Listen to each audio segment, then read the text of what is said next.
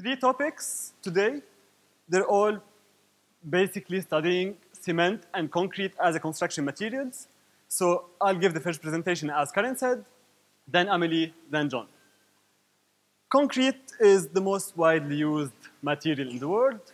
Around 2 cubic meters. I'm giving it in English because I forgot.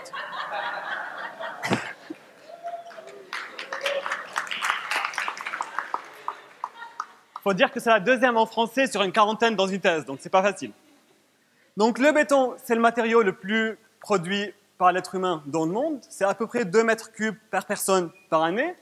Juste pour avoir une idée, c'est assez en fait pour faire une couche d'une épaisseur de 1 mètre chaque année qui couvre le lac de Neuchâtel et le lac Léman. C'est aussi assez pour faire une poutre qui connecte la Terre jusqu'à la Lune. Et ces volumes énormes, en fait, ça fait que le béton est responsable de 5 à 8% des émissions CO2. Donc, il y a un intérêt global de développer des nouveaux bétons qui sont plus écologiques et en même temps durables. Ça, c'est en fait la projection de la consommation de ciment dans le monde. Et on peut voir qu'on prévoit que ça double d'ici 2050. La consommation de ciment, on peut l'approximer par les émissions CO2. Et en fait, on peut voir qu'il y a plusieurs façons de réduire les émissions CO2. Par exemple, on peut substituer le ciment par d'autres matériaux. On peut faire des structures plus durables. On peut introduire des nouveaux clinkers et ainsi de suite. Et aujourd'hui, en fait, les 3 présentations vont être concentrées sur les 2 premiers. Ça veut dire comment on change une partie du ciment par quelque chose d'autre. John va vous dire beaucoup plus là-dessus. Et comment on fait des bétons plus durables. La première question, un peu existentielle, pourquoi on fait la recherche sur le béton? On connaît tout, ça fait 2000 ans qu'on l'utilise. C'est vrai jusqu'à un certain degré, mais en fait, si on prend cette brique de béton et on continue à zoomer là-dedans, on s'aperçoit que plus on zoome, en fait, plus le matériau devient complexe, plus ça devient hétérogène, et on voit qu'il y a plusieurs structures différentes à plusieurs échelles. Là, on est en train de zoomer à peu près 1000 fois, donc on est à l'échelle de plus ou moins millimètres. On continue à zoomer, zoomer, zoomer. À un moment donné, on va arriver à zoomer à 1 million de fois, et on voit quand même que même en zoomant 1 million de fois, la structure, elle est encore très hétérogène, très complexe.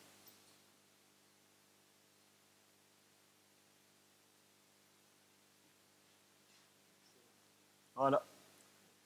Donc le béton, c'est quoi? On mélange des granulats, donc qui sont concassés ou qui viennent de la rivière, avec du ciment et de l'eau. Donc le ciment réagit avec l'eau, comme ça forme une pâte. Et on a une très bonne connaissance empirique de tout ce qui se passe, justement parce que ça fait plusieurs centaines, milliers d'années qu'on l'utilise. La question qui se pose, c'est qu'est-ce qui se passe quand on ajoute d'autres ingrédients, quand on ajoute des déchets industriels? Et ça, John va vous parler après. Donc la problématique, en fait, de, on va dire, les 3 sujets, et même tout ce qui se passe niveau recherche, c'est comment on peut lier la microstructure du ciment ou du béton avec sa performance, ça veut dire sa durabilité, combien il va tenir. Ça, c'est une échelle qui couvre du nanomètre, donc c'est 1 milliardième d'un mètre jusqu'à 100 mètres. Et les structures de béton qu'on a l'habitude de voir, c'est plus ou moins 1 mètre, 10 mètres, 100 mètres, comme le barrage ici. Après, il y a les ingrédients qui sont au niveau du millimètre, centimètre. Et il y a le CSH, en fait, qui est l'ingrédient actif du béton, ce qui colle tout plus ou moins, qui est à l'échelle de 1 milliardième du mètre. Juste pour vous donner une idée des ordres de grandeur, si le CSH faisait la taille d'un être humain, les ingrédients feraient la taille de la tour Eiffel et la structure en béton ferait la taille du diamètre de Mars. Et aujourd'hui, en fait, il y a Amélie et John qui vont présenter à l'échelle plus ou moins de la taille humaine, qui correspond au CSH, puis à moi qui va être plutôt la tour Eiffel. Différentes échelles, donc différentes méthodes. Différentes méthodes pour comprendre ce qui se passe. Le premier type de béton, plus ou moins de l'Afrique, mais vu que c'est le PFL, on ne va pas travailler là-dessus. On va faire plutôt du béton de laboratoire. Ça sera les sujets de John et Amélie. Et pour l'instant, on va commencer en fait par comment on peut utiliser un ordinateur pour mieux comprendre ce qui se passe. Donc, on va commencer par mon sujet que j'appelle type 3 dans ce cas-là. Donc, mon sujet est supervisé, comme Karen l'a dit, par Karen, mais aussi par le professeur Peter McDonald qui n'est pas là aujourd'hui. Puis en fait, comme je vous ai dit, je vais essayer de faire comprendre à l'ordinateur comment résoudre les problèmes qui nous intéressent. Et je vais m'intéresser surtout à la perméabilité. Qu'est-ce que c'est la perméabilité? C'est si on a un milieu et on met l'eau là-dessus, s'il y a beaucoup d'eau qui passe, ça veut dire qu'il est très perméable. S'il y a peu d'eau qui passe, ça veut dire que c'est peu perméable. Je vais essayer de faire une expérience, et vu que ce n'est pas mon domaine, on verra si ça marche. Donc en fait, ici, j'ai 3 matériaux différents. Il y a du béton, il y a du sable fin, et il y a des granulats. Et en gros, si on met l'eau dans le béton, vous voyez de toute façon, elle est déjà là, puis l'eau dans le sable, puis l'eau dans les granulats, on voit très simplement qu'il y a beaucoup plus d'eau qui passe ici, donc la perméabilité est élevée, moins ici et moins dans le cas du béton. Donc ça, c'était l'expérience la plus simple pour visualiser qu'est-ce que la perméabilité. Et en fait, ça correspond un peu à ça. On a gravel, les granulats. En fait, c'est inversé. Le premier, ça prend quelques... Non, c'est bon. Le premier, ça prend quelques secondes. Le deuxième, ça prend quelques minutes. Et le béton, ça prend plus ou moins des années en fonction de la pression qu'il y a. Donc, la question qui se pose, est-ce que je peux apprendre à l'ordinateur de me prédire qu'est-ce qui se passe ici? Et pour ça, on peut faire une petite simulation. On remplit l'eau juste comme j'ai fait. Et ça marche très très bien, juste comme j'ai fait dans l'expérience. Sauf que là, j'ai triché. J'ai fait de la couleur avec du Java et du Flash, et il y a 0 science. Et la question, c'est, est-ce que je peux faire la même chose, mais avec de la physique? Donc, pourquoi je m'intéresse à la perméabilité et à l'eau? C'est parce que l'eau, ça transporte tous les ions, par exemple. Le sel, ça se transporte dans l'eau. Toutes les substances chimiques, ça se transporte dans l'eau. Et en fait, des petites quantités, ça va finir par s'accumuler. Il ne faut pas oublier qu'une structure en béton, elle est là pour une dizaine d'années. Juste un petit exemple, à Londres, il y a à peu près, par chaque mètre de briques, par année, 400 litres d'eau qui sont absorbés et évaporés. Si c'était de l'eau pure, Evian, ça serait capable de déposer jusqu'à 3 kg de sel. Donc c'est des quantités énormes. Et bien sûr, dans la vraie vie, ce n'est pas de l'eau Evian, c'est de l'eau qui vient de la mer, c'est de l'eau qui vient avec des sels de déglaçage. Donc on va finir par avoir beaucoup de quantités d'ions agressifs pour le béton. Ce qui mène à ça ou ça. Donc dans ce cadre-là, en fait, isolé des 2 autres projets, il y a un projet européen où il y a 15 projets qui travaillent en même temps, j'en fais partie, où le but, c'est de comprendre le transport de l'eau dans la pâte de ciment et dans le béton. Mon projet, c'est juste ici, à l'EPFL. Comme vous pouvez le voir, c'est du côté modélisation, donc c'est ordinateur, à l'échelle du micromètre. Et mon objectif, c'est de développer un modèle qui peut faire ce que je vous ai montré.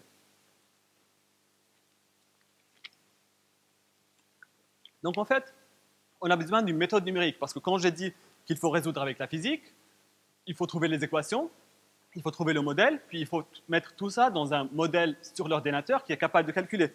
Donc on a sélectionné une méthode qui s'appelle Lattice-Boltzmann, qui est capable de faire pas mal de choses. Dans ce cas-là, c'est une simulation d'un volcan avec du vent. Et en fait, on l'a sélectionnée parce qu'elle est capable très bien, d'un point de vue physique mathématique, de modéliser la perméabilité. Puis, si l'ordinateur veut calculer les flux d'eau dans la pâte du ciment, il a besoin d'une microstructure de pâte de ciment. Donc, on a utilisé aussi un modèle qui s'appelle Mike. En fait, juste pour vous donner une idée de c'est quoi cette méthode Lattice-Boltzmann, si on prend en fait l'air qui est dans cette salle, il y a plein de molécules qui sont en train de collide, il y a plein de collisions entre elles. Puis en fait, on discrétise, on dit qu'au lieu que chaque molécule ou chaque atome puisse aller dans une infinité de directions, chacune a le droit d'aller, par exemple, ici, dans le 19. Puis si on prend ce cas-là, donc ici, c'est un milieu 2-dimensionnel. Il y a une plaque solide en noir en bas, une plaque solide en noir en haut, puis j'ai mis 9 molécules d'eau. Donc chaque ensemble de 4 flèches, ça correspond à une molécule. Puis on va juste suivre ce qui se passe avec les flèches rouges. Donc dans la méthode Lattice-Boltzmann, il y a une étape qu'on appelle propagation. Donc la flèche rouge va aller dans la direction dans laquelle elle pointe.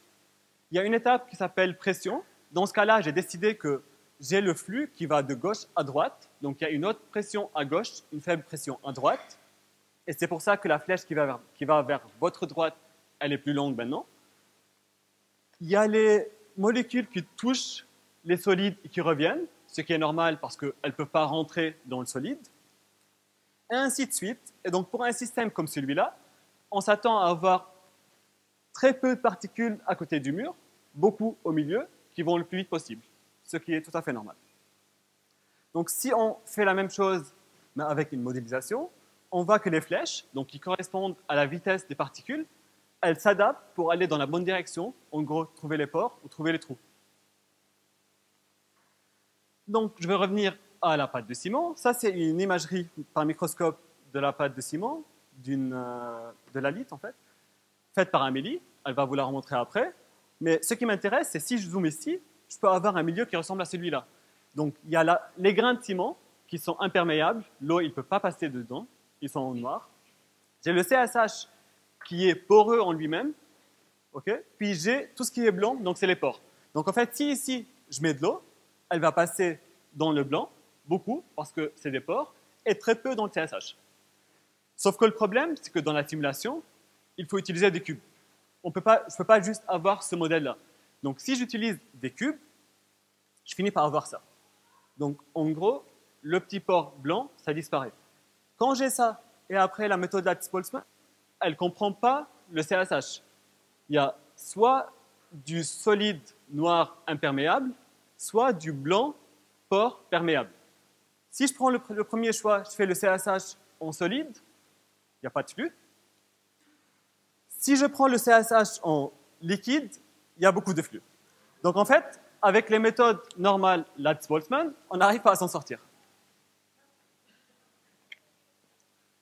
Donc ce que j'ai fait, c'est que j'ai développé un nouveau modèle où je décris le CSH, pas par une microstructure, parce qu'on ne la connaît pas très bien, mais par une perméabilité.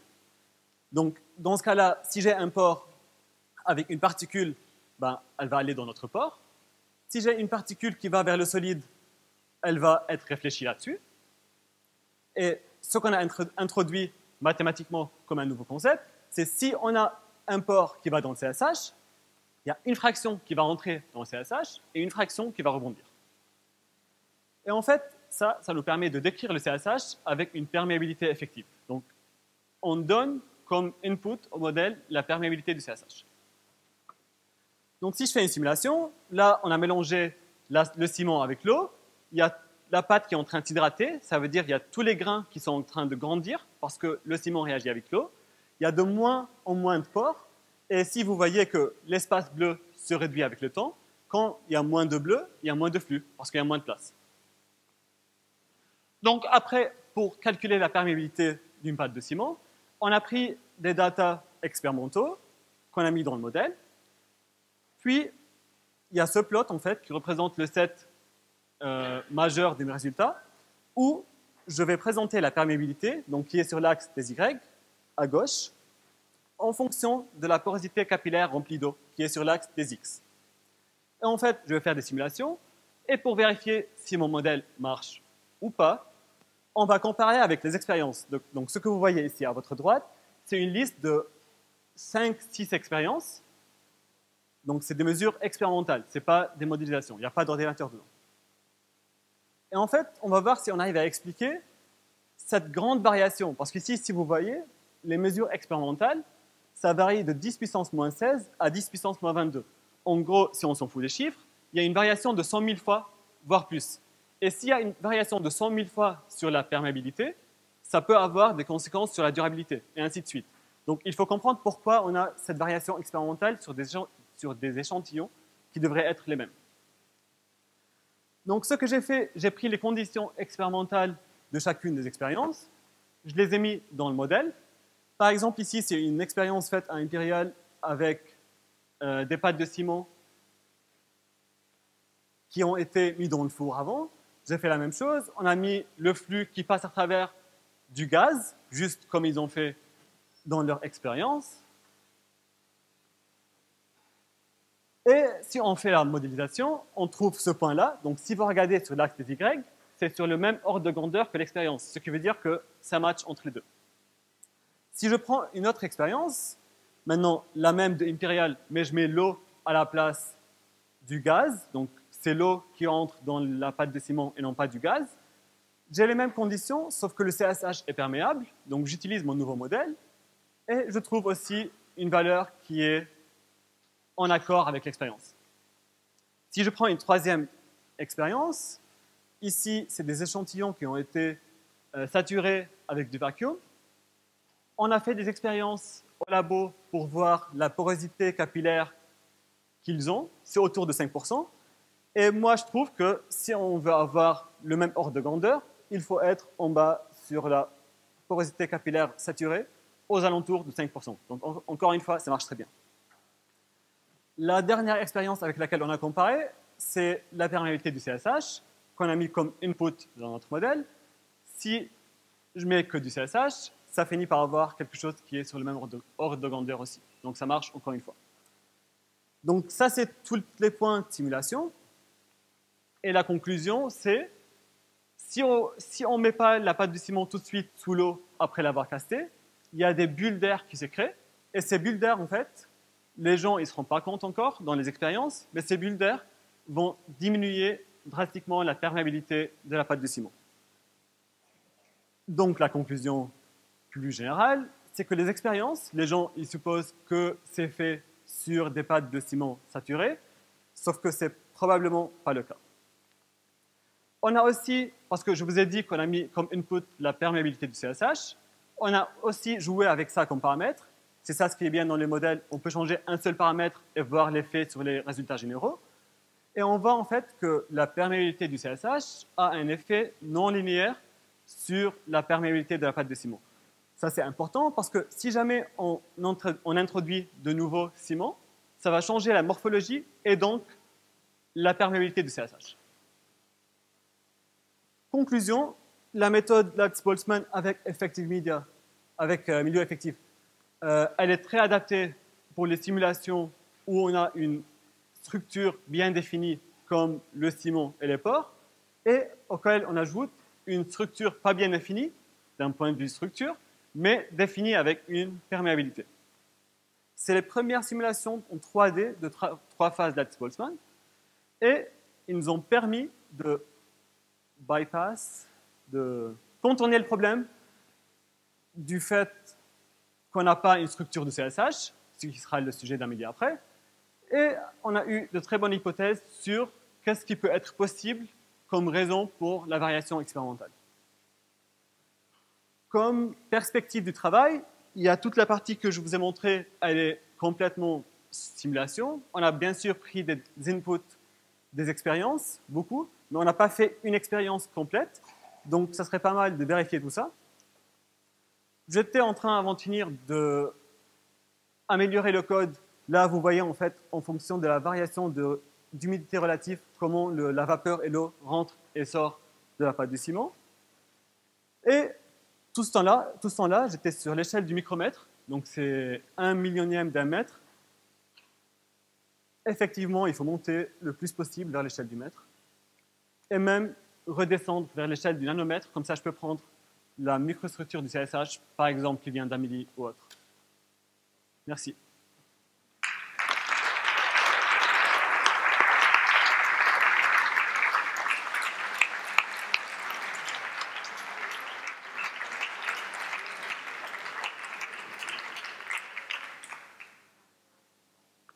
Question. OK. Est-ce qu'il y a les questions? Vous pouvez demander les questions en français ou en anglais, c'est égal.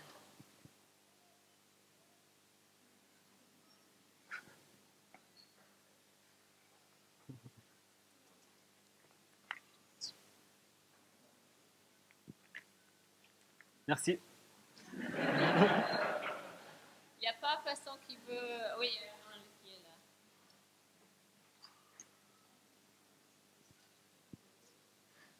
là. Bonjour, allô, oui. Est-ce que tu as eu des problèmes, enfin, disons, implémentation, enfin, déjà, quel environnement de programmation tu as utilisé? Ouais. Et de deux, est-ce que ça a posé beaucoup de freins par rapport au développement de tes modèles ou pas?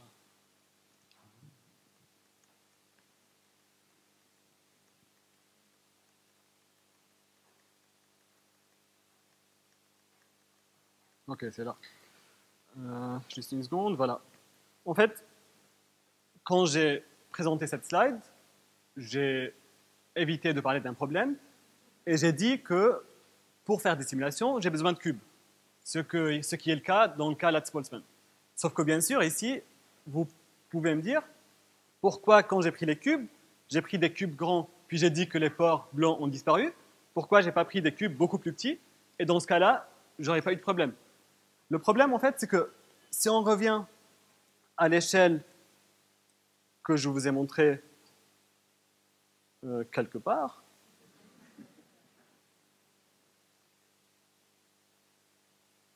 ouais, donc c'est celle-là. Si on revient à cette échelle, on a beaucoup de tailles de pores caractéristiques dans le ciment. On a les pores capillaires qui sont jusqu'à quelques microns, mais il y a les pores de gel qui sont de quelques nanomètres. Donc, avec une méthode normale, on a eu de problème. Et donc, on a eu de problème, malgré le fait que j'ai commencé en MATLAB, j'ai switché en C. Il y avait le premier code qui était parallélisé sur GPU, le deuxième sur CPU. Mais on a toujours été limité par le fait que c'est un milieu très complexe, avec des pores très différents. Et donc, c'est pour ça que la méthode milieu effective, elle résout un problème majeur. C'est que, déjà, on ne connaît pas la structure du CSH. Et même si je la connaissais, ça serait très compliqué d'un point de vue numérique, d'un point de vue prix de calcul, de la mettre dans une simulation. Donc la méthode qu'on a utilisée, elle a contourné ce problème. À partir de la troisième année de recherche, parce que les deux premières, c'était effectivement les cas qui ne marchaient pas.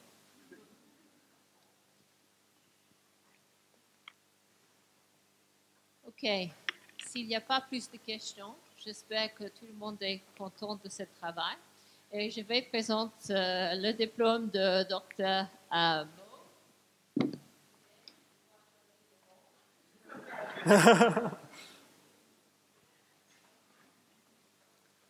Merci. Okay. So, congratulations. Merci, thanks. Merci.